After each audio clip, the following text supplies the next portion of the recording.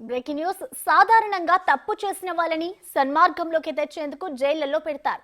కానీ సన్మార్గం అది పక్కన పెడితే ఓ రిమాండ్ ఖైదీ జైలు నుంచి తప్పించుకునేందుకు ఏకంగా నకిలీ బెయిల్ పత్రాలు సృష్టించి ఎస్కేప్ అయ్యాడు. చంచల్గూడ జైల్లో జరిగిన ఈ ఘటన ఆలస్యంగా వెలుగులోకి వచ్చింది. 2 రోజుల క్రితం నకిలీ బెయిల్ పత్రాలు సృష్టించి చంచల్గూడ జైలు నుంచి విడుదలయ్యాడు రిమాండ్ ఖైదీ మీర్ సుజిత్ అలీ ఖాన్. దీంతో దాబీర్పుర పోలీసులకు ఫిర్యాదు చేశారు జైలు అధికారులు. దాబీర్పుర పోలీస్ స్టేషన్లో కేసు నమోదు చేసుకుని దర్యాప్తు చేస్తున్నారు.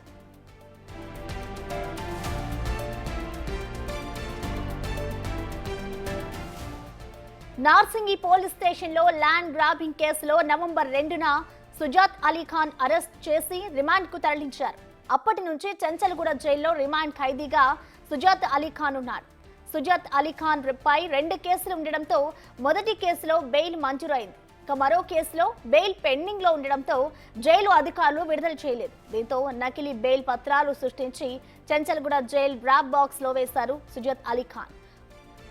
జైల్లో ఉన్న సిబ్బంది నిర్లక్ష్యం కారణంగా నకిలీ పత్రాలపై సుజాత్ అలీ ఖాన్ విడుదల చేశారు అధికారులు. 3 రోజుల తర్వాత నార్సింగి పోలీసులు పీటీ వారెంట్ తో సుజాత్ అలీ ఖాన్ ను తీసుకెళ్లేందుకు జైలుకు వెళ్లారు.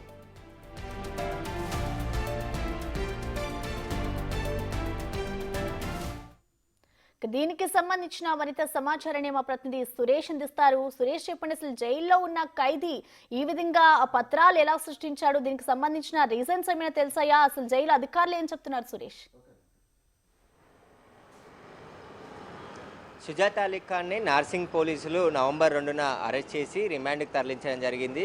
ఆ రిమాండ్లో చెంచల్గూడ జైలుకి తీసుకొచ్చారు. చెంచల్గూడ జైలు అధికారులు అతన్ని రిమాండ్ ఖైదీగా చెంచల్గూడ జైల్లోనే ఉంచారు. అయితే సుజాత్ అలీ ఖాన్కి సంబంధించిన న్యాయవాదులు ఒక కేసులో బెయిల్ తీసుకురావడం జరిగింది. కానీ మరో కేసులో బెయిల్ పెండింగ్ ఉంది కాబట్టి విడుదల చేయమని చెప్పేసి సుజాత్ అలీ ఖాన్ కుటుంబ సభ్యులకు న్యాయవాదులకు చెప్పడం జరిగింది. దీంతో సుజాత్ అలీ ఖాన్కి సంబంధించిన మనుషులు ఒక నకిలీ బెయిల్ పత్రాలను సృష్టించి మొదటి బెయిల్కి సంబంధించిన పత్రాలనే రెండో బెయిల్గా ఆ పేర్లు డేట్లు మార్చేసి అందులో బెయిల్ మంజూరైనట్టుగా చెంచల్గూడలోని డ్రాప్ బాక్స్లో వేయడంతో అక్కడున్న సిబ్బంది నిర్లక్ష్యంతో ఈ సుజాత్ అలీ ఖాన్ను బయటికి విడుదల చేయడం జరిగింది. ప్రస్తుతం సూపరింటెండెంట్ సెలవులో ఉండడంతో అక్కడున్న సిబ్బంది నిర్లక్ష్యంతోనే ఈ ఘటన జరిగినట్టు అధికారులు గుర్తించడం జరిగింది. అయితే సుజాత్ అలీ ఖాన్ నవంబర్ 26న నకిలీ బెయిల్ పత్రాలు జైలు డ్రాప్ బాక్స్లో ఆయన మనుషులు వేయడంతోనే ఆ బెయిల్ పత్రాలు సరిగ్గా పరిశీలించకుండానే నిజమైన బెయిల్ పత్రాలు అనుకొని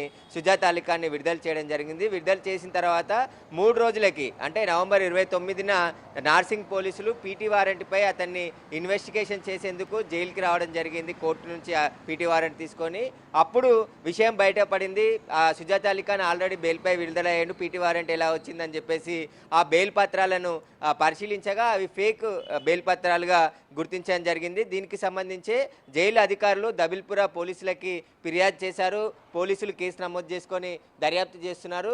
విడుదలైన సుజాత్ అలీ ఖాన్ ఎక్కడికి వెళ్ళాడో అతనికి సంబంధించిన గాలింపు చర్యలు ముమ్మరం చేశారు. అతనికి సంబంధించిన కుటుంబ సభ్యులు అతను ఎక్కడికి వెళ్ళి ఉంటాడనే దానిపైన ప్రత్యేక బృందాన్ని ఏర్పాటు చేసి ప్రస్తుతం గాలిస్తున్నారు. అయితే సుజాత్ అలీ ఖాన్ ముందుగానే అక్కడ జైలుకి సంబంధించిన బెయిల్ పత్రాలు పరిశీలించే సిబ్బంది ఎవరు ఉంటారో వారితో మాట్లాడుకునే ఈ డీల్ కుదిరించుకుంటాడని చెప్పేసి కూడా అనుమానిస్తున్నారు. ఎందుకంటే ఆయన మనుషులు డ్రాప్ బాక్స్లో బెయిల్ పత్రాలు నకిలీ బెయిల్ పత్రాలు వేసినప్పటికీ కూడా వాటిని సరిగ్గా పరిశీలించకుండా కోర్టు నుండి వచ్చిన డాక్యుమెంట్స్ అయినా కాదా అని చెప్పేసి కూడా పూర్తి స్థాయిలో పరిశీలించిన తర్వాతే విడుదల చేస్తారు. కానీ ఇక్కడ అలాంటి పరిశీలన ఎక్కడ జరగనట్టు తెలుస్తుంది. నామమాత్రంగా పైన ఆ కాయిదాలను చెక్ చేసి సుజాత్ అలీ ఖాన్ను విడుదల చేశారని చెప్పేసి కూడా అనుమానాలు వ్యక్తమవుతున్నాయి. దీనిపైనే అక్కడ ఉన్నటువంటి సిబ్బంది పైన కూడా ఇంటర్నల్గా జైలు శాఖ అధికారులు విచారణ మొదలుపెట్టారు. ఇక తప్పించుకొని పోయినటువంటి ఫేక్ డాక్యుమెంట్ క్రియేట్ చేసి నకిలీ బెయిల్ పత్రాలని డ్రాప్ బాక్స్లో వేసిన సుజాత్ అలీ ఖాన్ మనుషులపైన కూడా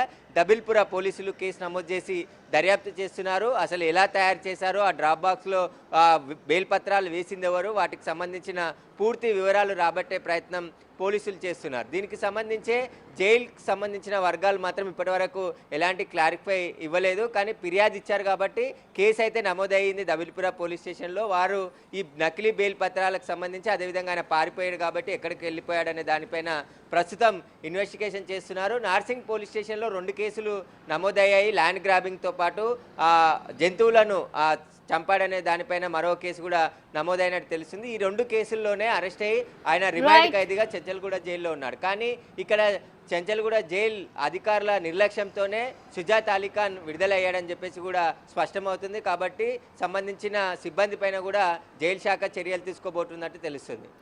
థ్యాంక్ యూ సురేష్.